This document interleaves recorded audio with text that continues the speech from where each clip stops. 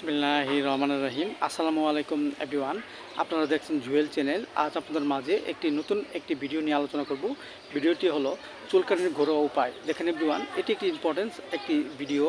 চুলকানি একটি চর্মরোগ। এই রোগ আমাদের মাঝে সকলেরই কম বেশি দেখা দেয়। ইয়া হওয়ার বিভিন্ন কারণ হয়ে থাকে।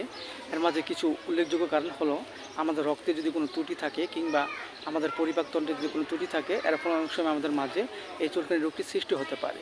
আবার দেখা যাচ্ছে যে আমাদের হিউম্যান বডিতে যদি অত্যধিক পরিমাণে ঠান্ডা লাগে কিংবা ধুলোবালু প্রবেশ করে, এর ফলে অনেক সময় আমাদের মাঝে এই চুলকানি রোগটি সৃষ্টি হতে পারে। সেভরিওয়ান, এই রোগটি আমাদের মাঝে হলে আমরা চুলকানির যে ঘরোয়াভাবে কিছু চিকিৎসা নিয়ে সুস্থ হতে পারি। যেমন দেখা যাচ্ছে যে আমরা সর্বপ্রথম একটি পরিষ্কার পাত্র নিব এবং পাত্রটি নিয়ে সেটাকে আমরা চুলার উপরে রাখবো এবং কিছু পানি ঢালবো এবং পানিটা আমরা হালকা গরম কুসুম আমরা করব, ঢাল দেব এবং তাতে উপর আমরা কিছু নিম পাতা ছিটিয়ে দেব এবং তারপর একটু চা চামচ আমরা লবণ ছিটিয়ে দেব এবং মিশ্রিত করে আমরা হালকা গরম কুসুম পানিটা আমরা নামিয়ে ফেলবো।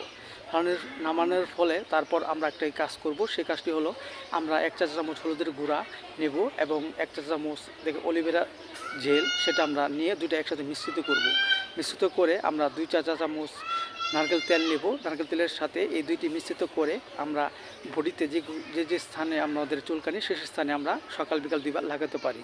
লাগানোর পূর্বে আমরা প্রথম যে কাজটি বলছি যে নিম পাতার যে পানিটা, সেটা আমরা লাগানোর পূর্বে আমরা নিম পাতার পানি দিয়ে আমাদের শরীর সম্পূর্ণ আমরা দ্রুত করে নিব এবং হালকা একটু শুকিয়ে গেলে তারপর আমরা হলুদের গুঁড়া, অ্যালোভেরা জেল এবং নারকেল তেল মিশ্রিত যে উপাদান সেটা আমরা বাহ্যিকভাবে শরীরে লাগাতে পারি।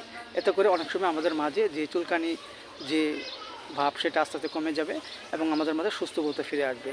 আবার দেখা যাচ্ছে যে হঠাৎ যদি আমাদের শরীর চাকা বন্য হয়, প্রচুর জলা ভাব থাকে, তখন আমরা অবশ্যই একটি পরিষ্কার কাপড় নিয়ে সেই কাপড়টি আমরা শীতল জলে মিশ্রিত করে আমরা বাহ্যিকভাবে আমরা লেপ আকৃতি দিতে পারি। এতে করে আমাদের মাঝে যে চুলকানির যে অসুস্থতা বোধ সেটা আস্তে আস্তে কমে যাবে এবং আমাদের সুস্থ বোধে ফিরে আসবে। সেই ভিডিওটি যদি ভালো লাগে অবশ্যই আপনারা লাইক দিবেন, সাবস্ক্রাইব করবেন। সবাই ভালো থাকেন। Thank you so much.